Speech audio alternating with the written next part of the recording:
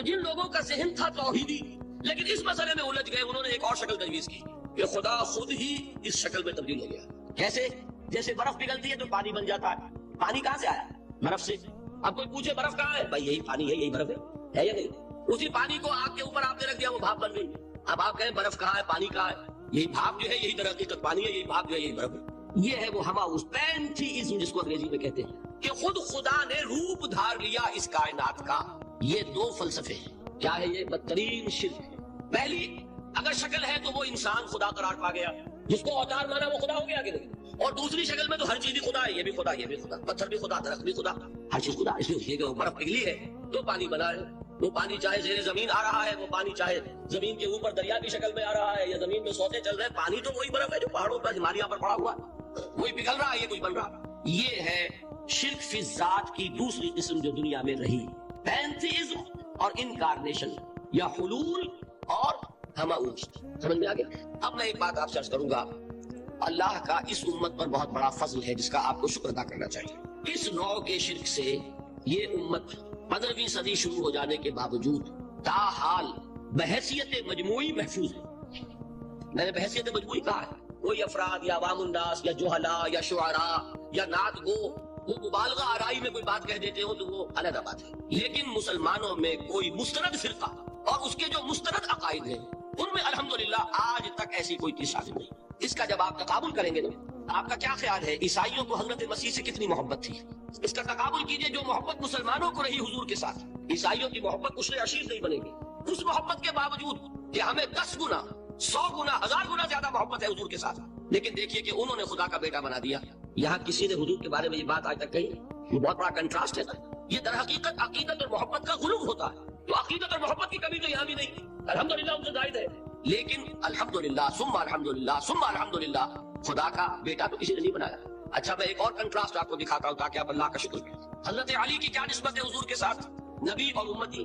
حضرت علی کو خدا کہنے والے پیدا ہوئے کہ نہیں؟ بتائیے نا، کیا وجہ ہے کہ علی کو خدا کہنے والے پیدا ہوئے لیکن محمد کو خدا کہنے والا پیدا نہیں ہوئے صلی اللہ علیہ وسلم رضی اللہ تعالیٰ عنہ؟ بہت اہم بات ہے، غور کیجیے گا۔ حالانکہ حضرت علی کا رتبہ کہاں، حضور کا کہاں؟ آج بھی آپ دیکھیے آپ کے جاہل عوام کے زبان پر نعرہ یا علی مدد کا ہوتا ہے یا محمد مدد، کسی نے کہا آج تک؟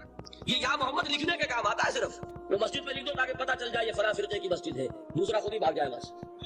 یہ صرف اس کام کے لیے ہے۔ باقی جہاں اصل میدان میں بات آتی ہے، کوئی نعرہ لگاتا ہے یا محمد مدد، محمد کا رتبہ اونچا یا علی کا، تو ان سے کیوں نہیں مدد مانگی؟ یہ سوالات آپ کے سامنے رکھ رہا ہوں۔ پھر یہ کہ جس طریقے سے کہ غوث اعظم کو پکارا جاتا ہے یا محمد کو پکارا جاتا ہے، کیا نسبت ہے؟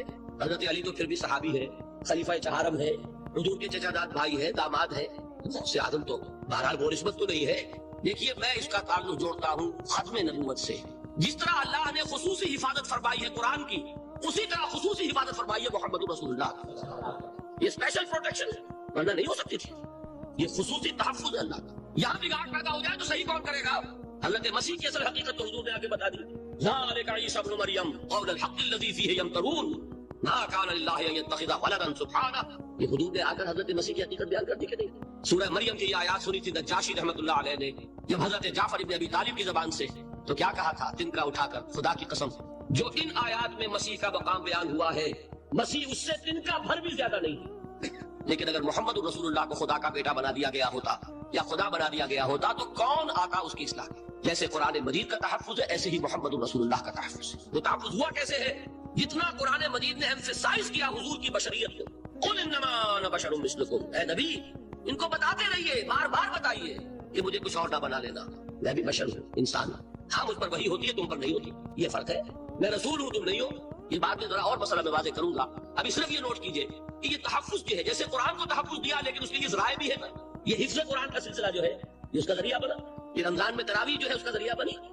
ہمارے ملکوں کے اندر تو حفاظ کو مسجدیں نہیں ملتی، تلاش کرتے پھرتے ہیں، اور ایک جیسا کہ اینول جشن ہوتا ہے قرآن مجید کا، ہر حافظ اپنا حفظ تازہ کر رہا ہے، حفاظ لگے ہوئے ایک دوسرے کے ساتھ تازہ کرنے میں۔ یہ ذریعہ ہے اللہ تعالیٰ نے کہ جس کے ذریعے سے قرآن کو محفوظ کیا۔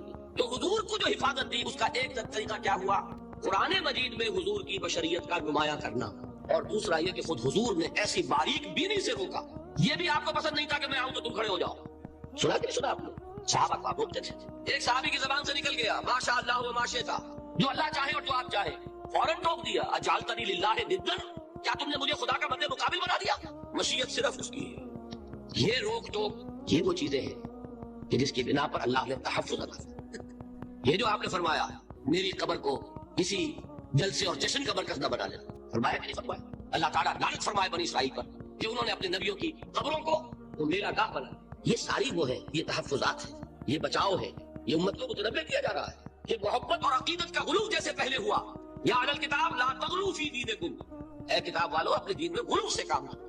یہ غلو محبت، غلو عقیدت ہے جس کی بنا پر وہ خدا کے بیٹے بنا دیے گئے. اور اگر وہ ہوتا یہاں اللہ کا نہ معلوم اللہ کے برابر اس طریقے سے حضور کو بنا دیا جاتا، لیکن قرآن نے خود حضور میں اس کی پیش قدمی کی، جس کا ظہور ہم دیکھ رہے ہیں کہ اللہ کے فضل و کرم سے یہ امت تا حال بحیثیت مجموعی محفوظ ہے.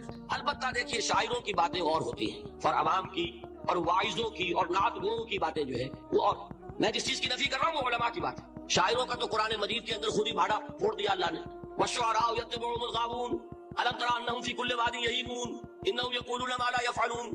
مبالغہ نہ کریں تو شعر میں رنگ ہی پیدا نہیں ہوتا. پھر شعر کائے کو کہنا ہے نظر کاؤ بھائی. مبالغے سے اس میں ایک تاثیر ہے. وہ مبالغے ہمارے شاعروں نے ہمارے نعت گواؤں نے کیے ہیں اور اس میں اللہ تعالیٰ انہیں معاف کرے بالکل اوتار کر الفاظ بھی استعمال کر دیے. وہی جو مستوی اشٹھا خدا ہو کر اتر پڑا وہ مدینے میں مصطفیٰ ہو کر. بتائیے رام چندر جی کے بارے میں جو عقیدہ ہے اب کیا فرق رہ گیا؟ بال برابر فرق ہے یا کوئی؟ اور نقطے پیدا کرتے ہیں. مدینے کی مسجد میں ممبر کے اوپر بغیر عین کا ایک عرب ہم نے دیکھا. کیا سمجھ میں آیا؟ عرب میں سے عین نکالا کیا بنا؟ یہ نقطہ آفرینی ہے. اسی طریقے سے ہماری شاعری میں کچھ ہماؤست کا رنگ بھی پیدا ہو گیا. خود کوزاؤ خود کوزا کرو خود گلے کوزا خود رند صبح کش خود برسر کوزا خریدار قیامت پیشکش تو روا شد. وہ خود ہی کوزا ہے، خود ہی مٹی ہے جس سے کوزا بنا ہے، خود ہی کوزے کا بنانے والا ہے. سمجھ رہے؟ الفاظ تو بڑے پیارے ہیں، بڑے مزیدار ہیں، آدمی ایک دفعہ وجد میں آ جاتا ہے، لیکن ہے کیا وہی ہے نا کہ وہی جو برف تھا پگھل کر پانی بن گئے. خود کوزاؤ خود کوزا کرو خود گلے کوزا خود رند صبح کش. خود ہی اس کوزے میں شراب ڈال کے پیتا بھی ہے، خود ہی مٹی ہے، خود ہی وہ بنانے والا ہے، خود ہی کوزا ہے، خود ہی اس میں شراب ڈال کے پیتا بھی اور خود ہی اس کوزے کو توڑ کر اپنا راستہ بھی لیتا. اب آپ اس پر سر دھنیے اور جو چاہے کریں، لیکن یہ کہ اس کا ڈانڈے مل گئے کہ نہیں اسی ہما اس سے. لیکن یہ کسی مفتی کی بات ہے کیا یا کسی ائمہ دین میں سے کسی کا قول ہے؟ نہیں، شاعروں کی باتیں سن لیا کریں. اللہ خیر سمجھ. ان چیزوں کا بہت زیادہ سختی کے ساتھ نوٹس بھی لینے کا کوئی فائدہ نہیں ہوتا. بات وہ ہونی چاہیے کہ جو علماء کہہ رہے ہیں مستند عقائد جو ان کی کتابوں میں درج ہے ان سے بات ہونی چاہیے. تو یہ چیزیں یہ گمراہیاں آئی ہیں، لیکن الحمدللہ ثم الحمدللہ کہ یہ عوام میں ہے، جہلاء میں ہے، شعراء میں، نعت گو میں ہے. یہ کسی بھی مستند دینی فرقے کے مستند علماء میں ہم کہاں موجود. البتہ ایک مسئلہ جو ہے نور اور بشر کا وہ ذرا تھوڑا سا میں حل کر دوں. آج آپ سمجھتے ہوں گے لا ینحل ہے. میں نے جس طرح کہا تھا کہ امام بخاری کا قول بھی 100% درست اور امام ابو حنیفہ کا بھی 100% درست ثابت کیا کہ نہیں، اسی طرح میں کہتا ہوں جو حضور کو بشر کہتے ہیں وہ بھی 100% درست، جو حضور کو نور کہتے ہیں وہ بھی 100% درست. مطلب کیا ہے؟ دیکھیے ہر انسان کے وجود کے دو حصے میں نے پہلے دن شاید کچھ بیان کیا تھا. ایک خاکی وجود اور اینیمل بینگ جو حیوان ہے ہمارا، ایک وہ روح ربانی جو اس میں پھونکی گئی. آدم میں جب وہ روح پھونکی گئی تب وہ مسجود ملائک بنے. فَإِذَا سَوَّيْتُهُ وَنَفَخْتُ فِيهِ مِن رُوحِي فَقَعُوا لَهُ سَاجِدِينَ. دو جگہ آئے تھے قرآن مجید میں ایک شوشے کے فرق کے بغیر، سورہ حجر اور سورہ صاد. جب میں اس کو پوری طرح تیار کر لوں اور اس میں اپنی روح میں سے پھونک دوں تو گر پڑنا اس کے سامنے سجدے. ہمارا جو خاکی وجود ہے وہ ظلمانی ہے اور جو ہمارا روحانی وجود ہے وہ نورانی ہے. اس کی نسبت کس سے ہے؟ اللہ سے. بات سمجھ میں آئی؟ لیکن ہم نے اپنے اس نورانی وجود کو اپنے خاکی ظلمانی وجود میں دفن کیا ہوا، اور محمد الرسول اللہ صلی اللہ علیہ وسلم کا وہ نورانی وجود آپ کے اس خاکی وجود پر اس درجے غالب تھا کہ وہ خاکی وجود معدوم کے درجے میں ہے، لیکن وہ حضور صلی اللہ علیہ وسلم پر اثر انداز نہیں ہو سکتا. وہی خاکی وجود ہے جسے ہم نفس کہتے ہیں. نفس غلبہ کر سکتا ہے محمد پر صلی اللہ علیہ وسلم. حضور کی شخصیت کی نورانیت نے آپ کی شخصیت کے خاکی وجود کا احاطہ کیا ہوا. ہماری شخصیت کی ظلمانیت نے ہماری اس نورانیت کو گل کیا ہوا، دفن کیا ہوا، چھپایا ہوا. بس یہ فرق ہے. انہیں آپ کہہ لیں نور، صحیح ہے، ان کی نورانیت غالب. یہی بات ہے جو حضور نے اس طرح سمجھائی. دیکھو ہر انسان کے ساتھ ایک شیطان ہوتا ہے. اب کسی صحابی نے بڑی جرت سے کام لیا، پوچھ لیا حضور کہ آپ کے ساتھ بھی ہے؟ ہر انسان کے ساتھ جو کہا تھا تو انسان تو ہے آپ کی، لیکن آپ کے ساتھ بھی ہے. آپ نے فرمایا ہے، لیکن میں نے اسے مسلمان کر رکھا تھا. بات ختم ہو گئی.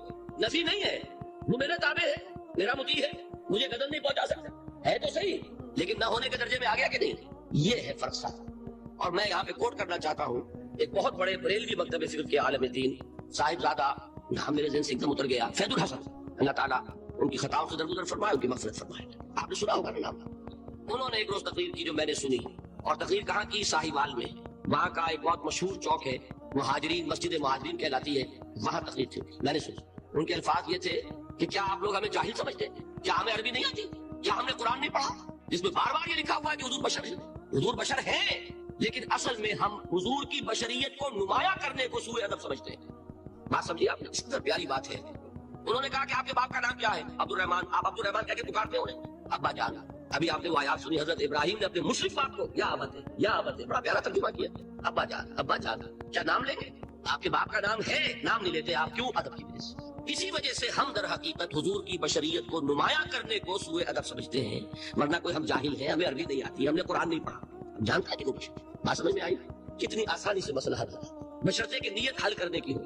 آخر آمنہ کے بیٹے ہیں، عبداللہ کے بیٹے ہیں، عبد المطلب کے پوتے ہیں. بچپن آپ پر گزرا ہے، لڑکپن آپ پر گزرا ہے، نوجوانی آپ پر آئی ہے، جوانی آپ پر آئی ہے، شادی آپ نے کی ہے، اولاد آپ کی ہے. کون بے وقوف احمق ہوگا کہ جو آپ کی بشریت کا انکار کرے؟ لیکن یہ کہ جس طریقے سے اس کو بیان کیا جاتا ہے وہ ایک مسئلہ بن گیا اختلافی، وہ رد و قضا اور کھینچ تان. اور اس میں بھی سمجھ لیجئے مثلکم پر جو ایمفیسس بعض حضرات دے دیتے ہیں اپنے توحیدی، جو ان کے اندر ایک مزاج ہے، اللہ تعالیٰ ان کے مزاج کو اور پختہ کرے، لیکن اس میں بھی مبالغہ کیا جاتا ہے. ایک حدیث مجھ سے سنیے جس میں حضور نے مثل کا انکار کیا. مثلکم کا مطلب اگر کسی نے سمجھا کہ بالکل ہم جیسے ہیں تو بہت بڑی مغالطے میں. حضور صوم وصال سے منع فرماتے تھے، خود رکھتے تھے. صوم وصال کیا ہے؟ آج روزہ رکھا، شام کو افطار نہیں کیا، وہی روزہ رات بھر چل رہا ہے، اگلے دن بھی چل رہا ہے، شام تک کو جا کے پھر کھولا تو 2 دن کا صوم وصال ہو گیا. اگلے دن بھی نہیں کھولا، چلا تو 72 گھنٹے کا صوم وصال ہو گیا. یہ کیا ہے؟ صوم وصال. خود رکھتے تھے اور صحابہ کو روکا. صحابہ میں سے کسی نے ہمت کر لی، حضور آپ خود رکھتے ہمیں روکتے. فرماتے ہیں ایکم مثلی، تم میں سے کون مجھ جیسا ہے؟ ابھی تو عند ربی، میں تو اپنے رب کے پاس رات گزارتا ہوں. وہ یطعمنی ویسقین، وہ مجھے کھلاتا ہے پلاتا ہے. بتائیے کون ہے جو اس کا دعویٰ کرے گا؟ حضور کے خصائص ہیں. حضور خود فرماتے ہیں تم صرف سامنے سے دیکھتے ہو، میں پیچھے سے بھی دیکھتا ہوں. کہاں ہوا وہ مثلیت؟ اگر آپ نے بالکل اپنے جیسا سمجھ لیا تو بڑے مغالطے میں ہیں. نبی کا مقام ہے، نبی کا رتبہ ہے، نبی کے خصائص ہیں. آپ سو گئے تو آپ کی نیند، آپ کی وضو ٹوٹ گئی اور نبی سو گیا تو کہاں گئی مثلیت کی؟ مثل اس معنی میں کہ بشر ہے، نسل آدم سے ہے، اس میں کوئی شک نہیں. اس معنی میں مثل ٹھیک ہے، قل انما انا بشر مثلکم. لیکن ہر اعتبار سے تو نہیں، سب سے بڑا فرق یہی ہے کہ وہی آ رہی ہے. معراج پہ تشریف لے گئے ہیں، اس دنیا میں بیٹھے وہ بھی جنت کا مشاہدہ فرما لیتے ہیں، کرا دیا جاتا ہے. دوزخ کا مشاہدہ کرایا جاتا ہے، فرشتے کو دیکھ رہے ہیں. یہ چیزیں ہیں. اور پھر خصائص جیسا کہ میں نے عرض کیا کہ آپ پیچھے سے بھی دیکھتے ہیں. آپ کا معاملہ یہ ہے کہ آپ اگر سو جائیں تو آپ کا وضو نہیں ختم ہوگا. یہ ساری چیزیں جو ہے ان سب کو بیلنس کیجئے تو معلوم ہوگا کہ آپ بشر بھی ہیں 100% درست. لیکن آپ کی وہ نورانیت، آپ سے راج مرید، ہدایت کا روشن چراغ، آپ کی جو روح انور ہے، وہ آپ کے اس جسدی وجود پر اس طریقے سے حاوی ہے کہ گویا کہ اس نے اس کی ظلمانیت کو ختم کر کے رکھ دیا. اس معنی میں کوئی کہے نور مجسم تو مجھے کوئی اعتراض نہیں. یہ ہے ان چیزوں کو جمع کرنے کی شکل، خواہ مخواہ کی کھینچ تان کے سوا کچھ نہیں. بہرحال یہ پہلا حصہ ختم ہوا، شرک فی الذات. اب آئیے شرک فی الصفات. میں نے عرض کیا تھا کہ یہ ایک بڑا علمی مسئلہ ہے اور اس میں ٹھوکر لگ جاتی ہے. وجہ کیا ہے اس کو سمجھ لیں. بنیادی بات، ہماری زبان جو ہے وہ بہت محدود ہے. ہماری ہی زبان ہے جسے اللہ نے ذریعہ بنایا اپنی ہدایت کا، ورنہ ہمارے پلے نہ پڑتی بات، ظاہر ہے نا. لیکن ہماری زبان کی محدودیت ہے. اس محدودیت کا ایک مظہر یہ ہے کہ ہم جو الفاظ اللہ کے لیے بطور صفت استعمال کرتے ہیں وہی الفاظ مخلوقات کے لیے بھی کر لیتے ہیں. اللہ موجود، ہم بھی موجود. اللہ زندہ، ہم بھی زندہ. اللہ علیم، وہ انسان علیم بھی علیم نہیں، علامہ بھی ہے کہ نہیں؟ یہ تو بڑا مبالغے کا لفظ ہے. انسان علامہ ہے. اللہ دیکھتا ہے، بصیر ہے، ہم بھی بصیر ہیں. اللہ سنتا ہے، سمیع ہے، ہم بھی سنتے ہیں. اللہ کو قدرت حاصل ہے، کچھ ہمیں بھی حاصل ہے. ایک مکہ مارا تھا حضرت موسیٰ نے، جان نکال دی تھی کہ نہیں؟ ہے نا کچھ نہ کچھ. اللہ چاہتا ہے، ہم بھی چاہتے ہیں. اسی دیکھیے چاہت میں وہ ہو گیا تھا جس پر روک دیا حضور نے. ماشاء اللہ و ما شئت اجعلتنی للہ ندا، کیا تم نے مجھے اللہ کا مد مقابل بنا دیا؟ دھوکہ ان الفاظ کے اشتراک کی وجہ سے لگ جاتا ہے. بات سمجھ میں آئی؟ اب اس میں فارمولہ میں نے عرض کیا تھا کہ ایک نوٹ کر لیں تو مسئلے سارے حل ہو جائیں. جب ہم کوئی لفظ بطور صفت اللہ کے لیے بولتے ہیں اور اسی لفظ کو مخلوق میں سے کسی کے لیے بولتے ہیں، مخلوق میں سب آ گئے، جمادات، حیوانات، انسان، اولیاء اللہ، فرشتے، انبیاء، رسول، سب مخلوق تو ہیں. تو کل مخلوقات. جب ہم ایک لفظ بطور صفت استعمال کریں گے اللہ کے لیے اور اسی لفظ کو استعمال کریں گے بندوں کے لیے تو ان میں 3 فرق ہیں جو ذہن میں رہنے چاہیے. گن کر یاد کیجئے.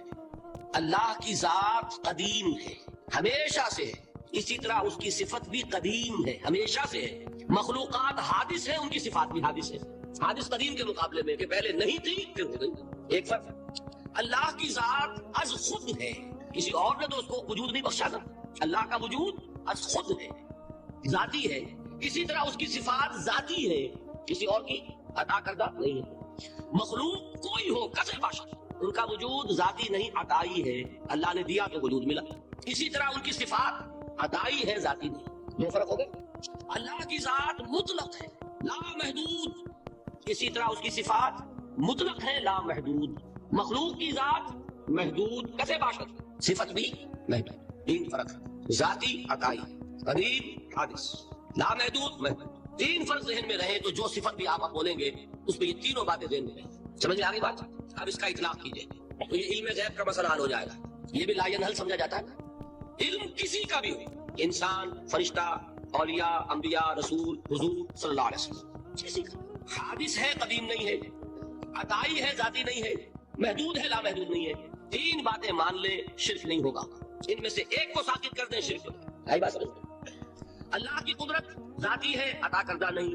مخلوق میں جو جس کو قدرت حاصل ہے وہ عطائی ہے، ذاتی نہیں۔ اللہ کی قدرت لا محدود، یفعل ما یشاء فعال لما یرید علی کل شیء قدیر۔ مخلوق کوئی بھی ہو اس کی قدرت محدود، اللہ کی قدرت جب سے وہ ہے ہمیشہ سے ہے، ہمیشہ سے قدرت بھی ہے، اور مخلوق میں سے قدرت یہ حادث ہے۔ تینوں چیزیں سامنے رہیں شرک نہیں ہوگا، ایک چیز کی بھی کمی ہو گئی شرک ہو جائے گا۔ یہ ساری صفات پر لے آئیں گے۔ اللہ کی حیات ذاتی، ہماری عطائی، لائی حیات آئے قضا لے چلی چلے، اپنے بس میں نہ آنا تھا نہ جانا ہے، زندگی اس کی عطا کردہ ہے، جب چاہے لے لے۔ اللہ کی حیات بھی ایسی ہے کیا؟ ذاتی الحی۔ ہماری حیات محدود، ویسے بھی محدود، موت آئے گی شاید ختم ہو جائے، چلیے موت ختم نہیں کرتی، ہم سمجھتے ہیں کہ وہ ہماری ابدی ہے۔ محدود اس معنی میں تو ہے کھانے کو نہ ملے تو کمزوری، ذرا کام کیا تو تکان، نیند بھی آ رہی ہے، اونگ بھی آ رہی ہے، اور اس کی حیات الحی القیوم لا تاخذہ سنۃ ولا نوم، حیات ذاتی ہے، لا محدود ہے اور قدیم۔